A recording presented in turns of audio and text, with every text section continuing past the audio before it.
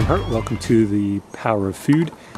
And today I want to show you my garden a little bit. I've been asked by several people over the last, I would say, year or 2 years about my garden and if I actually have a garden, because I talk a lot about eating local food. And I didn't have a garden really up until the last year or so.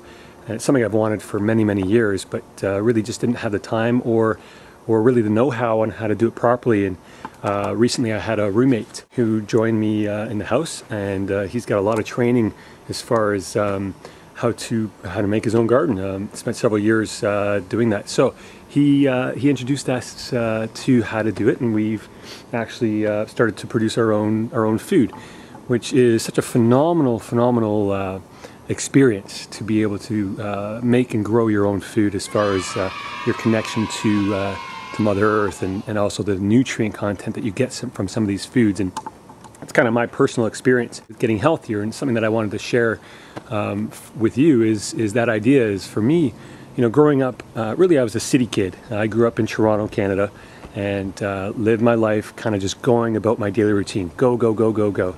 And really didn't care a whole lot about how I felt. My health was down in the dumps. I was overweight. I was pre-diabetic. I was going through anxiety and depression, and really didn't know what nutrition meant for that experience. And eventually I found out.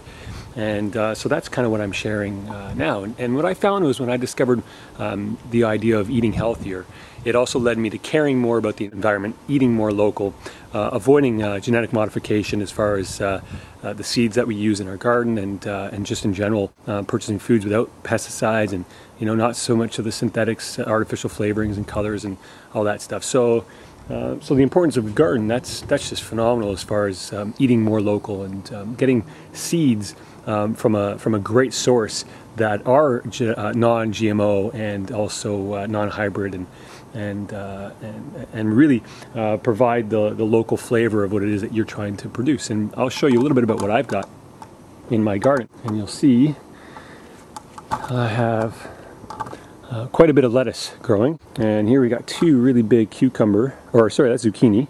The cucumber's on the other side. Really big plants.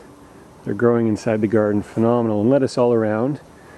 And on this side we have more lettuce and some kale. Lots of kale. I love kale. Gonna make some great kale chips out of that kale. On this side we have some beans and some arugula. Just phenomenal stuff. There you go. There's a little bit of a better look. And then down here, just starting up, is our cucumbers. So I'll give you a nice big eye view of the garden there. So yeah, that's essentially my garden right now. We're definitely learning more and more about how to produce different kinds of foods and what works for our community. I can't say enough about it as far as saving money. I mean, as much as we eat, and as far as fresh food goes, we have saved so much in money by having our own seeds and growing our own food, as well as nutritional content. As far as travel time, on average our food travels about 1,500 miles to get to your plate. That's a lot of nutrients lost. So when you're maximizing your nutrients, it's great. Grow your own food. All of a sudden you just have pure power in every bite as soon as you pull it out of the garden. So that's just a little bit about my garden, and the importance of just getting into the garden. Even if you do a little herb garden with your family, with your kids, get them playing with the food a little bit and showing them how important, how magical that is to grow your own food. It's just a phenomenal experience, and really reconnects you to your relationship to food. So again, thank you for joining me. My name is Adam Hart, and yeah, feel free to visit powerfood.com for more information on doing your own garden. And I'll have a link to a good friend of mine there, as far as getting some amazing seeds, and that's called Humble Seed. So you can check out at humbleseed.com, and I'll have a link at my website as well for them. Okay, so thanks for joining me. See you again.